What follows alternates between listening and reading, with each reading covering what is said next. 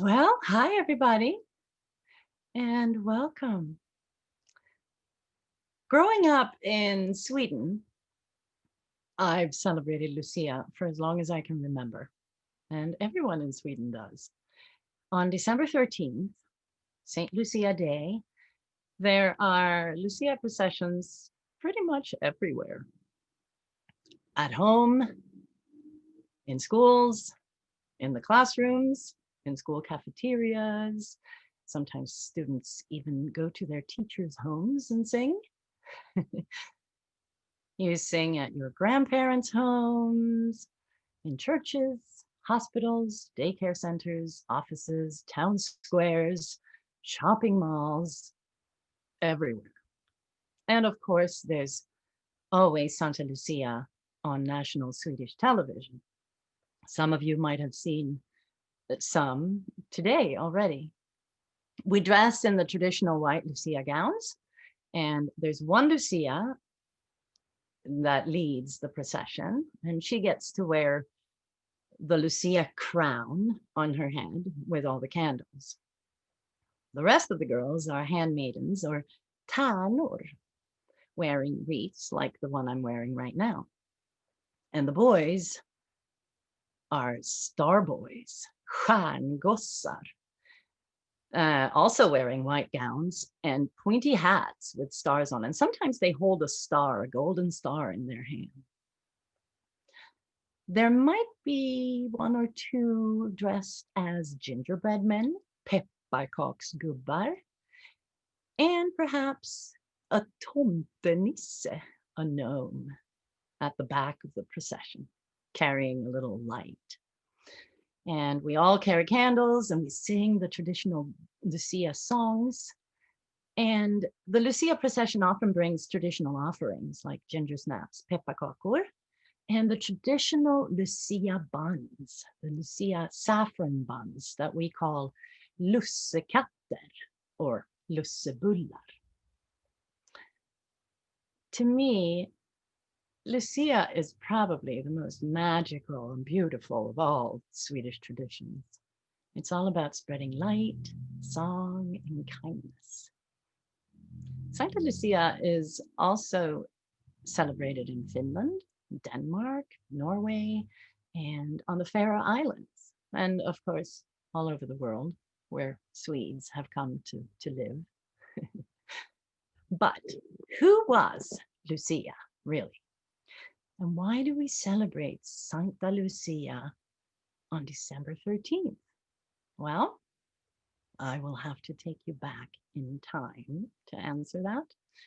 The stories about Lucia were all written down long after her death, and there are many different stories. But this is what we think we know. Lucia was born in the town of Syracuse on the island of Sicily in the year 283. Sicily was then part of the Roman Empire, at the time ruled by Emperor Diocletian. He was known to be a very cruel and ruthless emperor. And since Christianity was banned, he had ordered all Christians to be arrested and killed. Now, Lucia's family was of noble descent and very wealthy, but they were also secretly Christian. And Lucia herself was known to be a very beautiful girl. She was especially known to have the most beautiful eyes. Lucia's father died when she was young, and later her mother became seriously ill. So Lucia traveled to Saint Agatha's grave to pray for help. And when her mother miraculously recovered, Lucia decided to dedicate her life to helping others. And she gave away her entire fortune to the poor. According to the legend, Lucia would carry food and drink to all the Christian families that were hiding from persecution underground in the catacombs of Syracuse. And of course, back then, with No electricity, no windows in the catacombs. It was very dark down there. So they say that in order to carry as much food as possible in her hands, Lucia put candles in a holder and placed it on her head to light her way in the dark tunnels. Lucia had a fiancé, and he was looking forward to a comfortable and wealthy life with Lucia. But when she gave away her entire fortune to the poor, he felt cheated and decided he wanted revenge. So he simply went to the Roman prefect in Syracuse and told him that Lucia was a Christian. The legend says that when she found out, since it was her beautiful eyes that had first caught his attention, she simply took a needle and poked her eyes out and gave them to him. Now, according to the legend, strange things started to happen. They say that through a miracle, Lucia could still see without her eyes. And when the Roman soldiers came to arrest her, somehow she was frozen to the ground and they were unable to move her. And when they tried to burn her, she wouldn't catch on fire. Eventually, the Roman prefect ordered Lucia's throat to be cut by sword, and she died on December 13th, the year 304. She was 21 years old. She became Saint Lucia, the patron saint of the blind, and she's often depicted carrying a plate with a pair of eyes. You might have seen paintings of her. But how did Lucia come to Sweden from Syracuse in Sicily? Well, Sweden was officially Catholic since the mid-800s.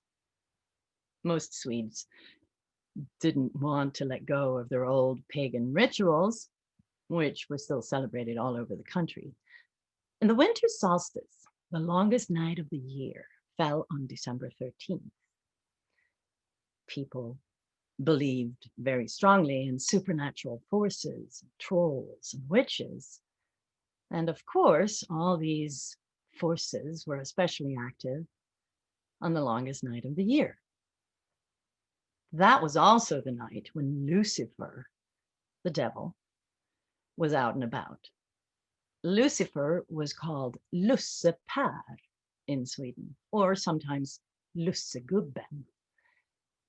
So to protect themselves from these evil, dark forces, on the night of December 13th, people kept as many candles burning as they could, and they stayed awake all night.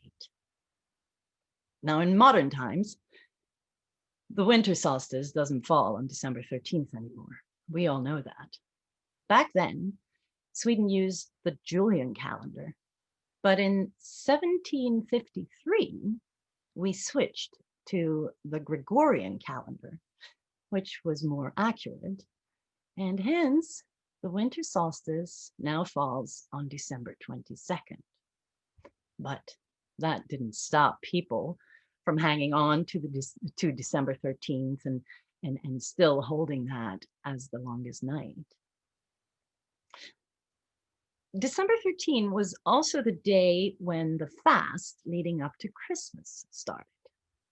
So that meant that the fall harvest and the slaughter had to be done by December 13th.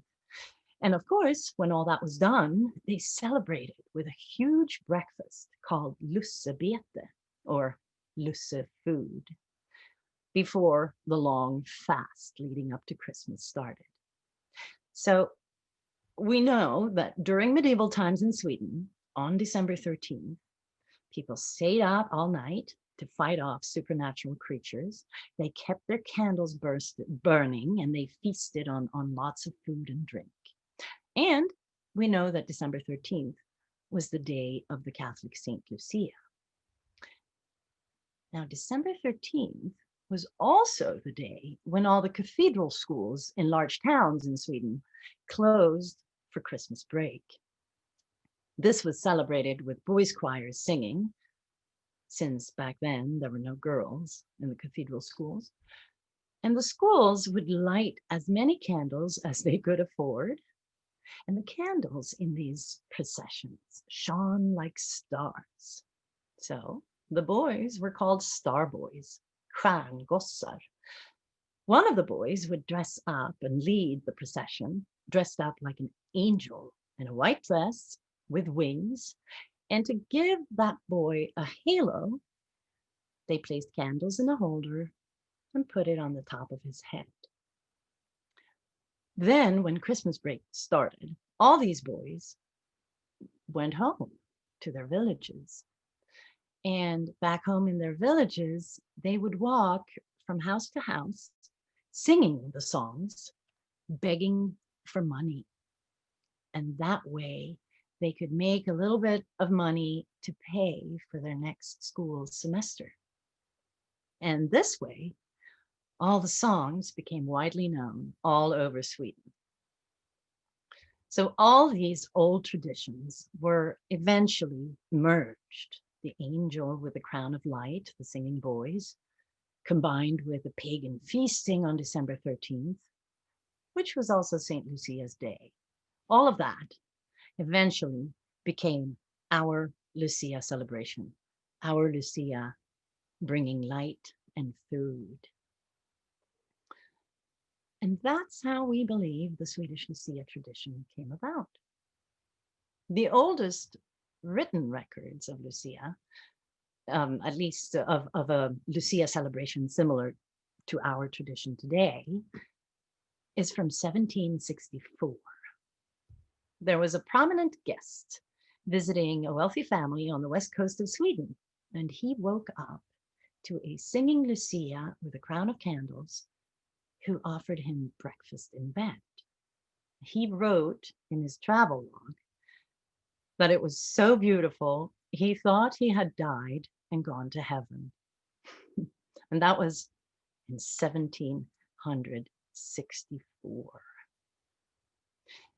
Now, still as late as the early 1900s, Lucia was mostly celebrated in the cities where the cathedral schools were.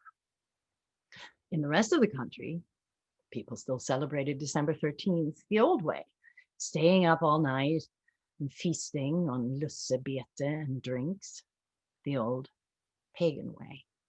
They probably got pretty rowdy sometimes. But all of this was about to change because in 1928, the largest newspaper in Sweden decided to hold a Lucia competition. They put a large ad in the paper, "Who will be Stockholm's Lucia?" And this was actually the first beauty pageant ever in Sweden. The winner was crowned Lucia in Stockholm City Hall, and she then rode on horseback through the streets of Stockholm to Skansen, the famous outdoor historical museum in Stockholm. And she was escorted by both singing starboys and police officers. At Skansen today, there's still a very popular annual Lucia celebration. And of course, like I said previously, Swedish national television always broadcasts Lucia celebrations every year on December 13th.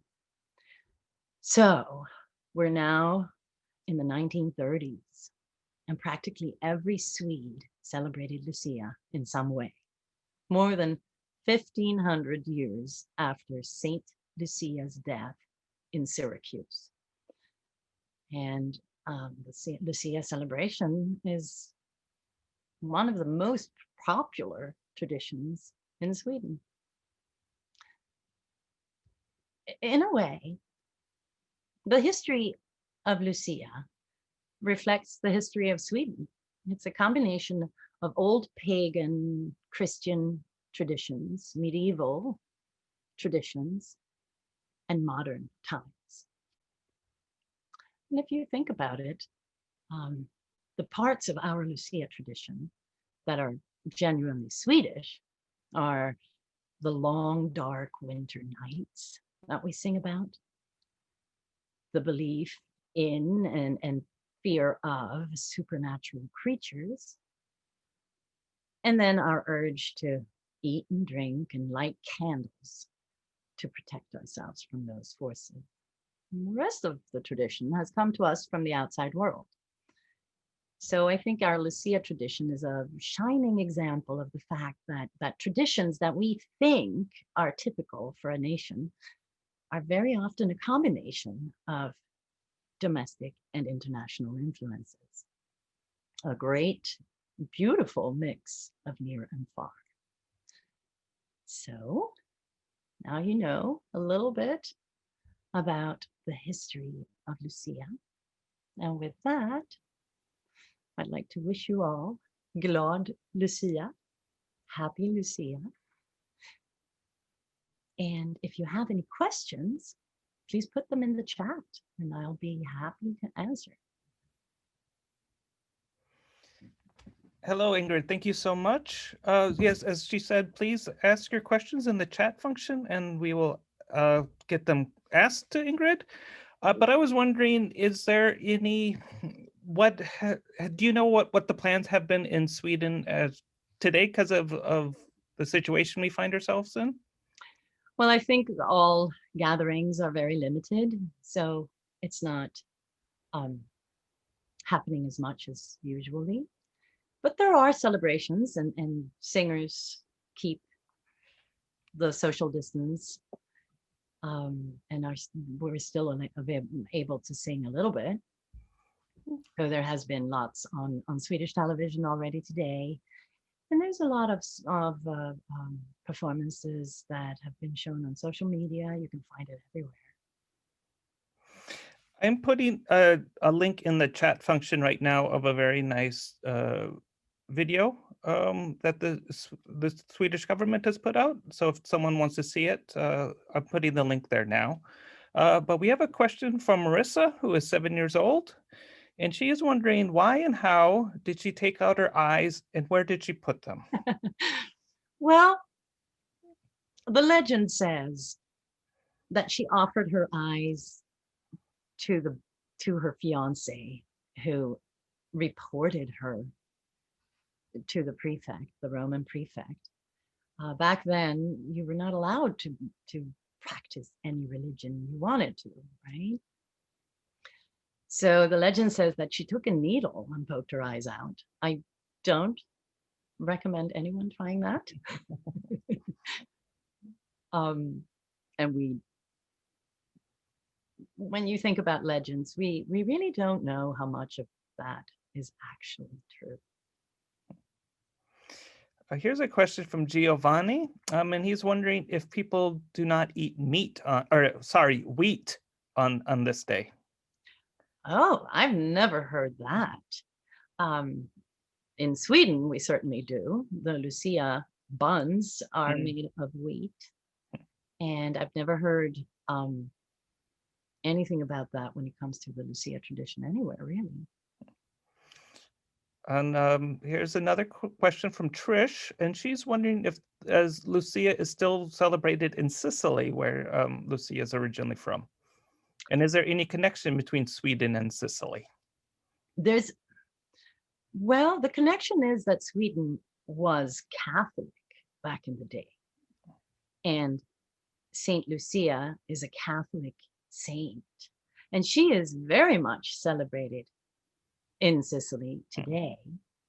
But of course, they don't celebrate the way we do. They don't walk around in white gowns and Lucia crowns on their heads.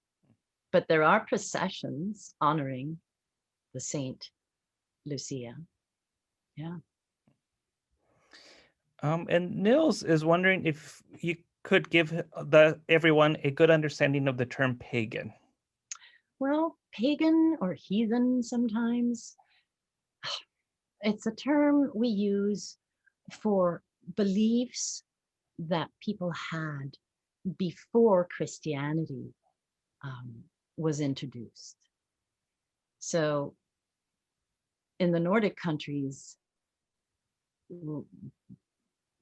historically, everyone believed in the Norse gods, the Asa gods. And that's what we call pagan beliefs. Well, I think that's all the questions that we have for today.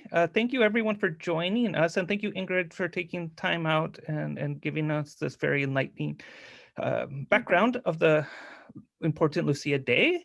So now we are going to watch a video from last year's members party, and I hope everyone enjoys it. And we'll just end the video as soon as the video is over with. So I want to wish everyone a very happy holiday season and stay safe. And we hope to see everyone very soon in a physical setting. I'll start the video now.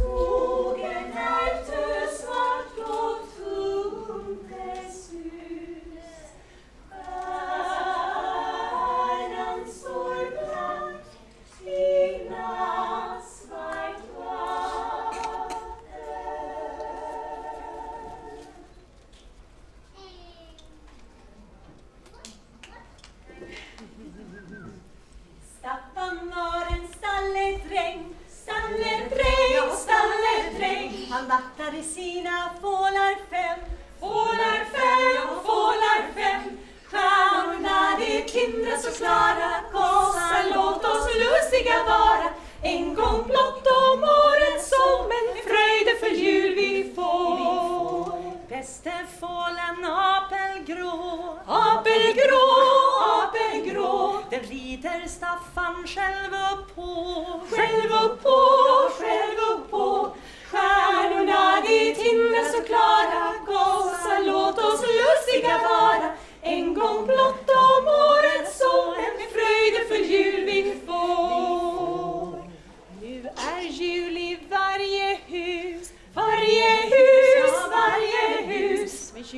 med gran och juleljus. Juleljus, juleljus, stjärnorna de tindrar så klara. Kossa, låt oss lustiga vara. En gång blott om året så en fröjdefull jul vi får.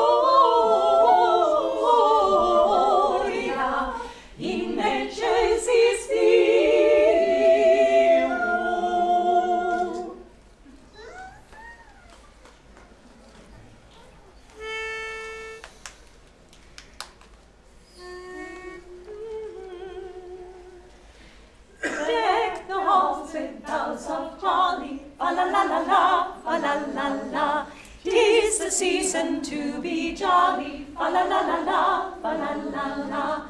Don we now our gay apparel, fa-la-la-la-la-la-la-la-la. Troll the ancient Yuletide carol, fa-la-la-la-la, fa-la-la-la. We wish you a Merry Christmas, we wish you a Merry Christmas, we wish you a Merry Christmas and a Happy New Year. Good tidings we bring to you and your King, good tidings for Christmas and a Happy New Year. We wish you a Merry Christmas, we wish you a Merry Christmas, we wish you a Merry Christmas.